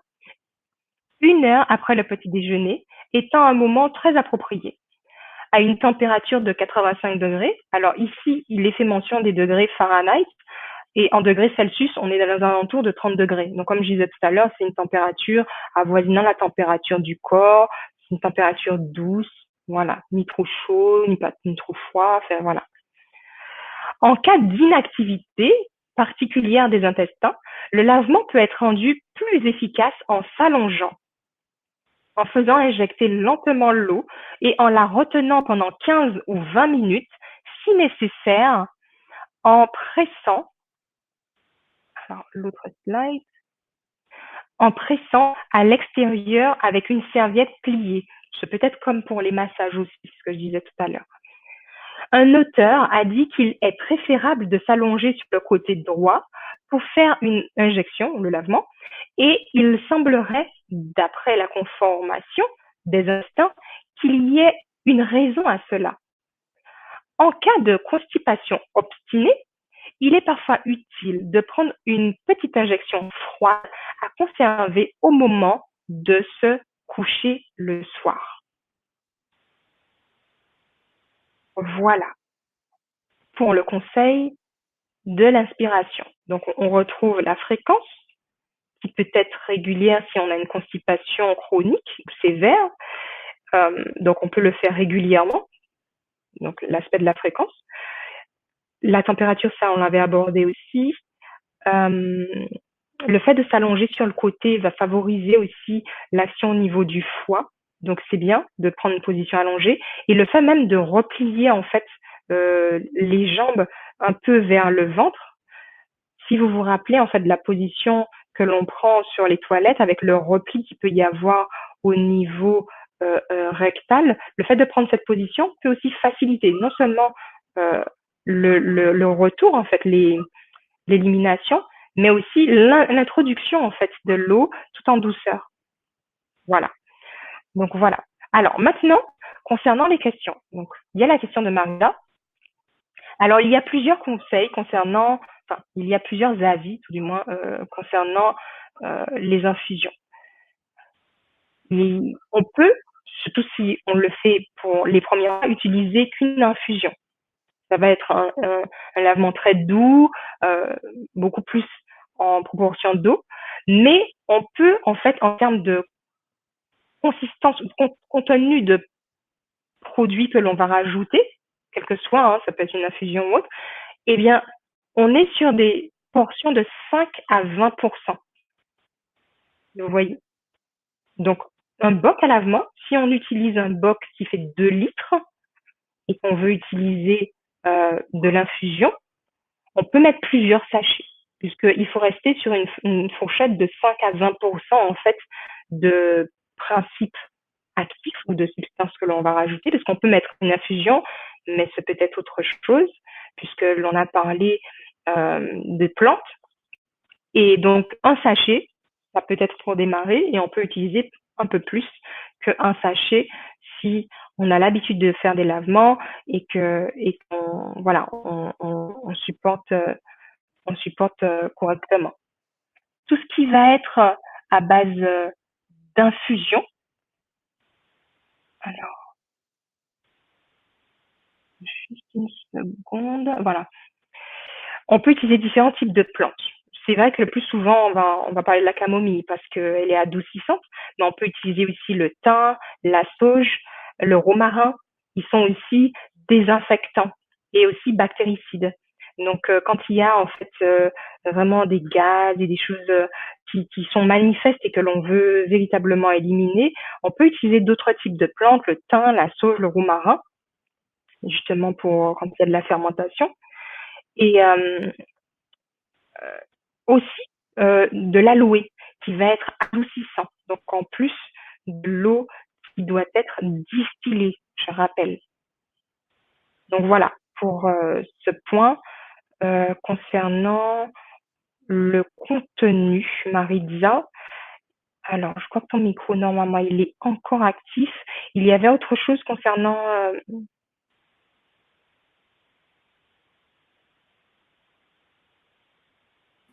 Oui, je me demandais si les autres façons de procéder valaient la même chose en fait. C'est-à-dire, il y a des gens, mais je sais que les médecins ne sont pas d'accord avec ça pour beaucoup, qui prennent par exemple de l'huile de ricin pour se purger.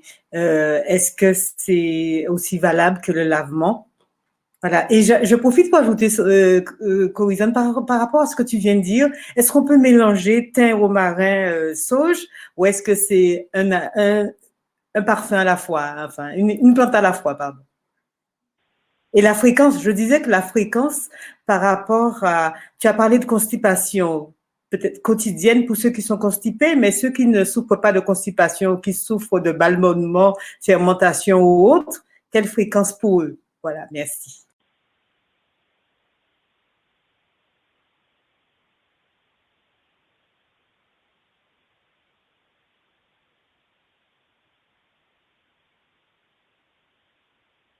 qui est là normalement.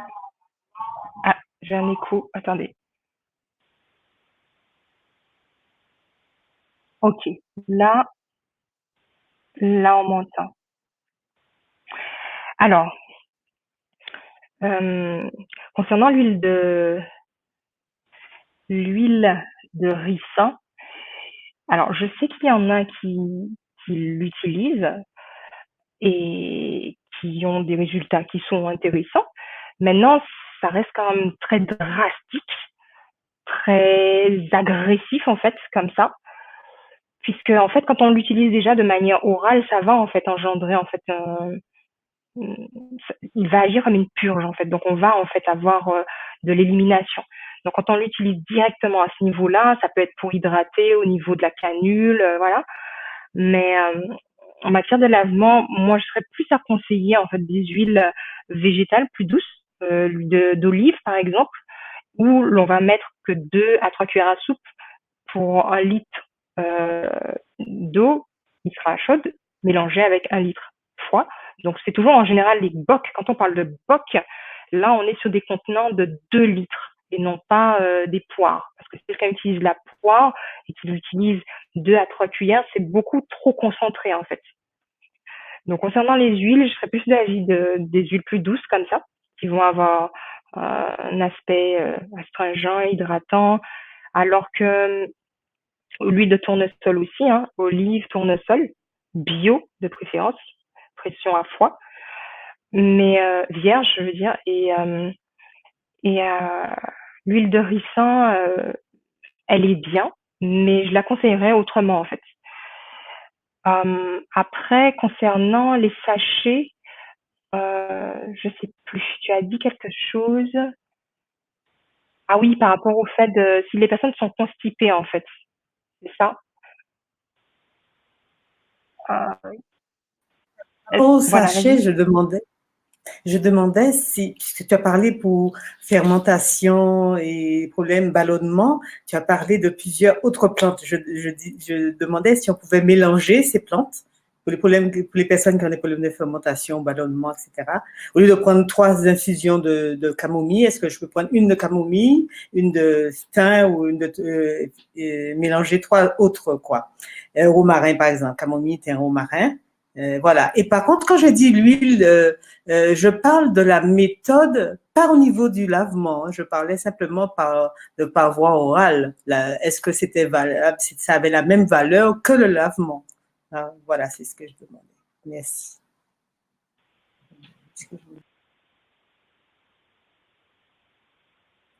Ok, là on m'entend. Ok, merci Marisa pour l'éclaircissement. Donc oui, non, on n'a pas la même valeur, ça va provoquer une purge, mais en fait le lavement va vraiment aider à décoller de manière douce et naturelle en fait les cols que l'on peut avoir au niveau de l'intestin qui sont dus justement à des aliments qui ne sont difficilement éliminables comme ça, qui sont venus en fait se coller en fait aux diverticules. Et la purge va aider à nettoyer plus haut et va aider à éliminer, mais il va pas venir agir comme en fait c'est deux manières de nettoyer en fait. C'est comme si je sais pas comment vous donner une image. Il y a une différence entre passer un balai et passer la serpillière, quoi. Quand on passe un balai, on va enlever la poussière superficielle, voilà. Donc voilà, on enlève le gros, voilà. Alors que quand on va passer la serpillière, non seulement on n'aura plus la poussière, mais en plus, on va venir carrément lustrer, en fait. Vous voyez, il y a une différence. Donc, l'effet de l'huile de ricin va être plus comme le balai, voilà. Et la serpillière, ça va être plus le lavement, en fait. Le lavement va vraiment aider à décoller, en fait. Donc, c'est en fonction de ces attentes, ça va être 2 fonctionnements différents qui vont effectivement envoyer aux toilettes. À la différence de la purge, on va vraiment avoir des crampes violentes, alors que le lavement, ça va être beaucoup plus doux.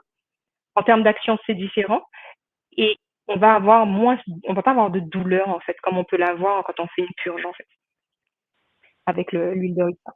Concernant les sachets de différentes plantes, il est mieux. Alors, il y a déjà des plantes qu'on va trouver associées parce qu'en fait, il n'y a pas d'interaction entre elles au niveau de leur principe actif et de ce qu'elles vont avoir comme action. En fait, elles vont se compléter en termes d'actifs. Mais il vaut mieux en fait utiliser une plante plutôt que de faire trop de synergie, parce qu'en fait, on peut manquer sur ce que l'on va attendre de voir justement où on aura eu le bénéfice avec telle et telle plante. Alors que si l'on cible une plante, eh bien, on va voir, ah, j'ai eu tel résultat avec celle-ci, ah, avec celle-ci, tel résultat, avec l'autre, tel résultat. Voilà. Donc, c'est mieux de faire plante par plante plutôt que de faire trop de synergie, en fait, parce que avec toutes ces synergies, on peut aussi avoir des interactions et des effets qui sont contrés par l'un et l'autre des plantes. Donc, voilà. Donc, du coup, on a parlé de la camomille, on a parlé de l'aloe qui est adoucissant aussi. Dans tous les cas, voilà, pensez toujours à 5 à 20% maximum pour le reste en eau, qui soit une eau douce, à température douce, pour faire le lavement. Donc, voilà. Alors, je regarde s'il y a d'autres questions. Excuse-moi, je demandais juste pour la fréquence, si on a des problèmes de ballonnement et de putréfaction, la fréquence du lavement, s'il te plaît, par semaine ou par mois. Merci.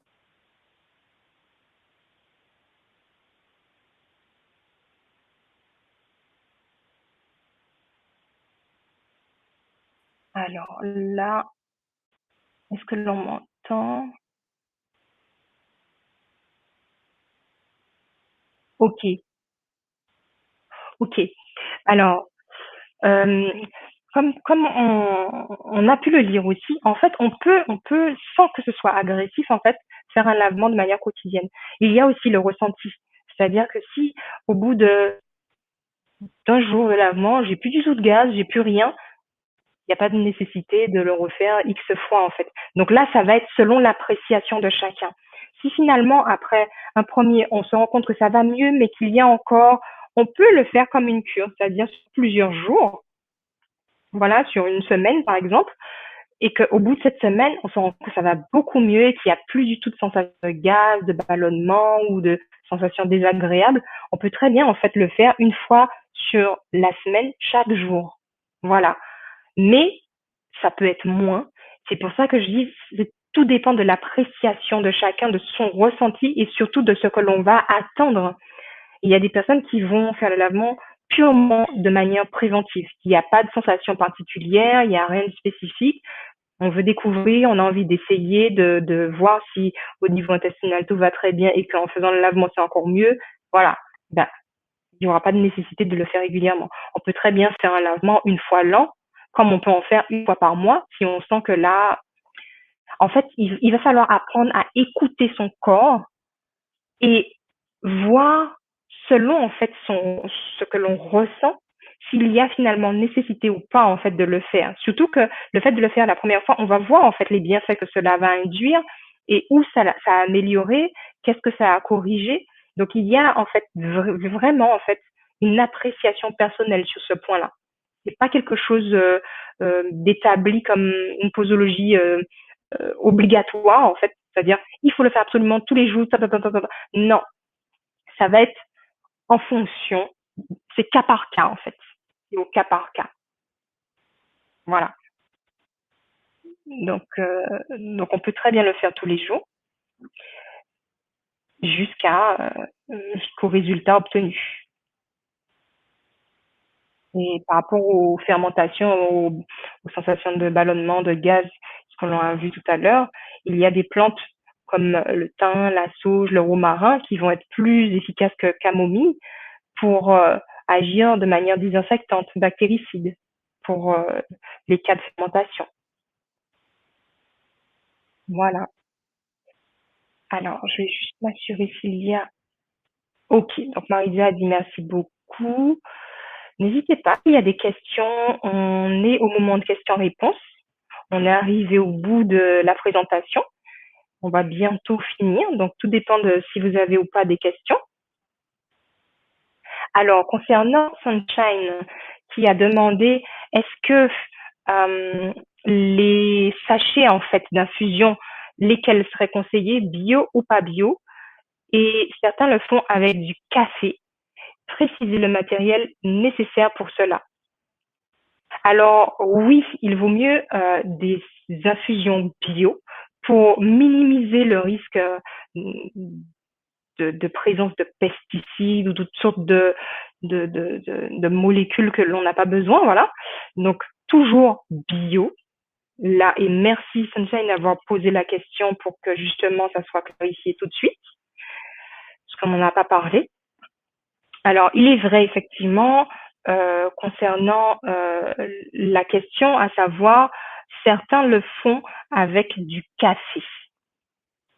Alors, ceci va peut-être susciter des interrogations, puisque l'on sait que dans la tempérance chrétienne ou certains ouvrages de la messagère du Seigneur, elle nous parle du café, du thé et de l'alcool et toutes sortes de substances où il ne faut pas en fait consommer ce genre de substances qui sont néfastes en fait pour notre organisme, qui vont avoir un impact en fait sur notre manière de raisonner. Ils vont avoir, voilà, on va pas revenir là-dessus. Ceux qui n'ont pas vu cette présentation, vous pouvez voir Tempérance, la deuxième partie. Maintenant, au niveau du lavement, il est vrai, et d'ailleurs, je vous ai pas présenté cela, mais il y a en fait une thérapie, ça s'appelle la thérapie de Gerson, et je n'ai pas volontairement affiché cela parce que l'objectif c'est pas de prétendre à certaines choses, mais plus de répondre là pour le point à Sunshine. Donc, concernant l'irrigation au café, c'est quelque chose qui vient justement de la thérapie de Gerson. Et elle est effectivement contestée parfois, notamment concernant de la toxicité du café. Comme je viens de dire, la messagère nous déconseille d'utiliser en fait ce type d'actif. Néanmoins, je vais voir si je peux vous l'afficher en direct live. C'est très intéressant. Alors, pour ceux qui sont sur la web, vous allez le voir, mais je vais le lire, comme ça tout le monde pourra, pour ceux qui sont sur l'audio, vous pourrez l'entendre. Dans l'ouvrage Message choisi, volume 2, page 348, point 2, Message choisi, volume 2, page 348, volume 2, il nous est dit, le café est un médicament et non pas un aliment. Le café comme médecine. Que je sache, je n'ai jamais bu une tasse de vrai café 30 années durant, si ce n'est pendant une maladie comme médecine, comme je l'ai déclaré. Cette fois-là, j'ai bu une tasse de café très fort avec un œuf cru. Voilà. Donc, il y a en fait des substances que l'on ne va pas avoir et que l'on ne doit pas consommer au quotidien parce que cela va être néfaste, mais en cas de certaines pathologies ou certaines situations qui seraient graves et que cette substance va venir aider à ponctuellement débloquer en fait la situation, pour faire simple, eh bien, il peut arriver qu'on ait à user en fait de certaines substances qui seraient pas au quotidien utilisées. Et c'est le cas notamment du café. Donc, concernant l'irrigation au café, eh bien, effectivement, cette pratique est parfois contestée par rapport à la toxicité du café, mais il est vrai que ces effets ont fait leur preuve depuis de longues années. Et chez les personnes, les individus qui sont très toxiques, et là on va vraiment, ce type de lavement est à utiliser en cas de forte toxicité, de maladies importantes, enfin quelque chose qui, voilà, on veut éliminer en fait un état de pathologie assez important. Et bien c'est dans ces cas-là en fait qu'il est visé, et d'ailleurs la thérapie Gerson est avisée pour des cancers, pour toutes sortes de pathologies très très lourdes en fait. Donc, chez les individus très toxiques, et le café, il faut l'utiliser de manière très limitée dans le temps, parce que c'est quelque chose qui va quand même être irritant. En termes de formulation, on est sur 3 cuillères à soupe de café biologique, non torréfié, moulu. Donc 3 cuillères à soupe de café moulu, biologique, non torréfié. Et nous avons toujours le fameux boc avec l'eau filtrée, distillée à température, la température du corps. Vous êtes en 37 degrés, voilà. selon l'appréciation de chacun. Il y en a qui vont aimer légèrement plus chaud, légèrement plus froid, enfin, voilà. Mais on est dans ces alentours de température. Donc, je vais reprendre. Donc, on est sur 3 cuillères à soupe de café moulu, biologique, non torréfié, dans l'eau préalablement distillée à température du corps. Voilà. Donc, c'est pas du tout un aliment, ça, c'est un médicament. Enfin, on va l'appeler médicament dans un cas très spécifique, comme une médecine, en fait. Et voilà. Et quand on veut, voilà, agir plus de manière douce dans tous les points qu'on a vus précédemment, on n'a pas besoin nécessairement de faire un lavement à base de café. Peut-être à base de plantes, peut-être à base d'une huile douce, peut-être à base d'aloe, si c'est pour hydrater et apaiser, parce qu'il y a des personnes qui ont des inflammations, qui sentent qu'ils ont au niveau du côlon, le côlon inflammé. Donc, on va plutôt agir avec des adoucissants, des émollients, peut-être de l'aloe, l'huile d'olive, par exemple. Voilà. Ou la camomille aussi. Le lavement au café, ok, c'est parfait. Donc voilà. Donc je ne sais pas si ça a répondu à ta question Sunshine. Néanmoins, voilà ce que je peux dire concernant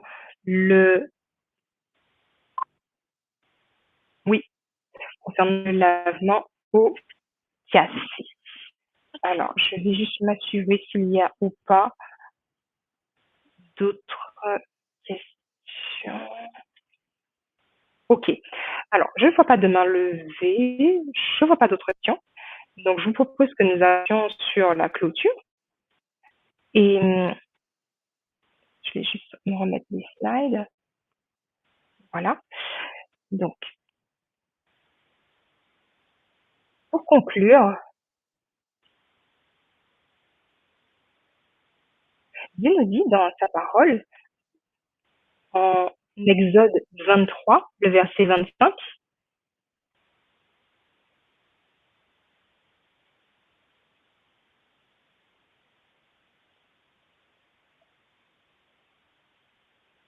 vous servirez l'Éternel, votre Dieu, qui bénira votre pain et votre eau. Et j'éloignerai la maladie du milieu de vous. Pour nous éviter la maladie, Dieu nous a donné des règles d'hygiène. Il nous donne les 8 lois de la santé. Ces 8 médecins que nous avons vus au commencement de la présentation. Sa parole, il nous dit que la vie est dans le sang. Et on peut le lire en Deutéronome au chapitre 12, le verset 23. Nous avons vu que l'eau est importante pour purifier le sang. Et nous avons vu aussi l'importance de notre intestin pour nourrir notre sang. Dieu veut nous transmettre la lumière dans laquelle notre santé passe par un sang qui est pur.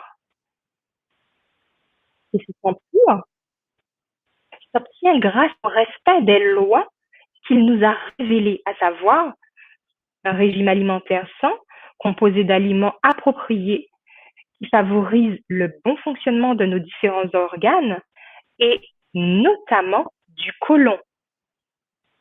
Pour appliquer la volonté du Seigneur, nous devrions, dans notre style de vie, tout faire pour obtenir un sang exempt de toute souillure, de toxines. Et cela signifie qu'il nous faut faire attention tout particulièrement à ce que nous mangeons. Nous pouvons lire dans l'inspiration, dans l'ouvrage Communion with God, à la page 63, nous sommes créés dans le cadre de certaines lois physiques et spirituelles fixes et immuables. Dans la mesure où nous leur obéissons, nous recevons une bénédiction dans cette même mesure. Pour maintenir une bonne santé sans maladie, nous devons 1. Exposer notre corps au soleil. 2. Vivre là où l'air est frais et ouvrir les fenêtres 24 heures sur 24. 3. Faire régulièrement de l'exercice physique au moins 3 ou 4 fois par semaine. boire 6 à 8 verres d'eau par jour, suivre un régime végétarien composé de 75 à 85% d'aliments non cuits, comme des crudités, des fruits, des noix, etc. Se coucher tôt pour s'assurer de dormir suffisamment. 7. Nous devrions avoir la conscience tranquille. Et 8. Prier pour la sagesse et les conseils du ciel. Alors, prions ensemble afin que Dieu nous aide à agir de la sorte pour que nous puissions le glorifier dans notre corps qui est centré. Inclinons-nous pour la prière.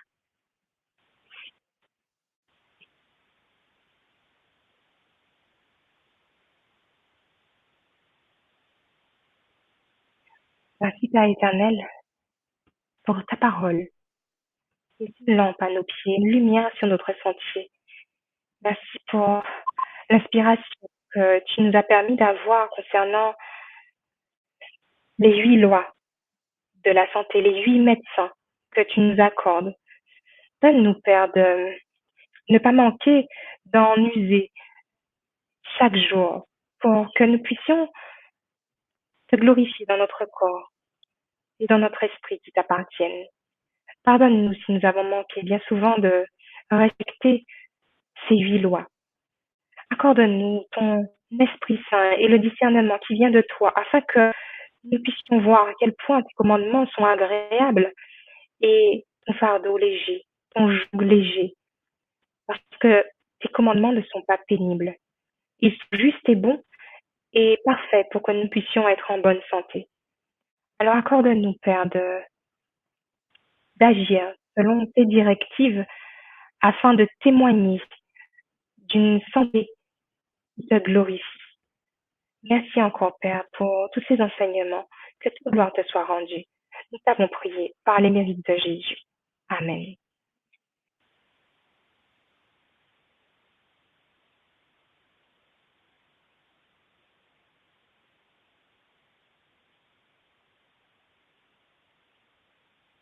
Arrivé au terme de ce moment et nous vous souhaitons encore un très bon sabbat. Ce soir à 19h, nous avons le moment de méditation et d'intercession. N'hésitez pas à vous connecter par le moyen de la ligne et dont les coordonnées se trouvent sur le site leres.org dans l'onglet Service Live. Et nous aurons également l'acte du sabbat à 21h10 en audio également. Bon sabbat, que Dieu vous bénisse.